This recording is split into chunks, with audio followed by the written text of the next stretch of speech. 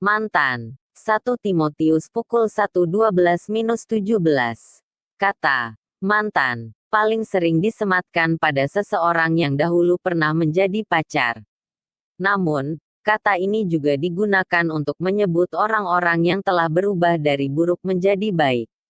Misalnya, mantan pencuri. Kata mantan menunjukkan bahwa mereka sekarang tidak lagi berperilaku seperti dahulu.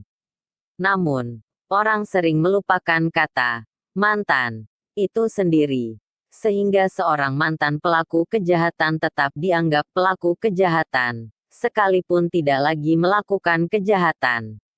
Orang itu jadi takut mengungkap masa lalunya. Tidak seperti orang-orang pada umumnya, Rasul Paulus tanpa ragu menyebutkan identitas masa lalunya. Dia menyebut diri sebagai seorang mantan penghujat, mantan penganiaya, dan mantan orang yang ganas. 13. Dia tak ragu menyebutkan hal-hal itu karena dia telah berubah. Dia tak lagi seperti dahulu. Dengan menyebutkan masa lalunya, Rasul Paulus bukan hendak menunjukkan kehebatan atau kebaikannya. Sebaliknya, dia menunjukkan kasih karunia Tuhan. 14.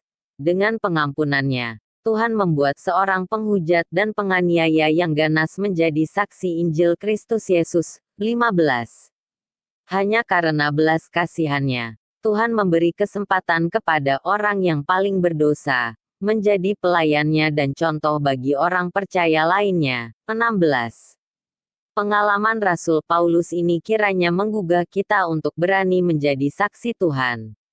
Masa lalu harus menjadi pelajaran bagi kita, tetapi hendaknya tidak membebani langkah kita ke depan. Sekelam apapun masa lalu kita, bukan berarti kita tidak mungkin menjadi pewarta kebenaran dari Tuhan. Oleh karena itu, seburuk apapun masa lalu kita, tidak perlu minder.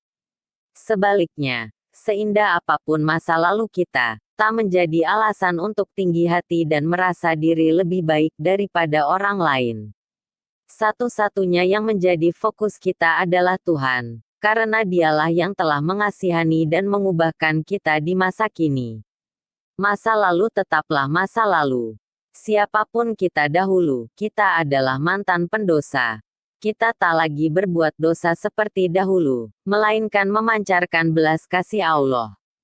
Oleh karena itu, kita harus move on, bergerak maju, dan turut dalam pekerjaan Tuhan di dalam segala hormat dan kemuliaannya.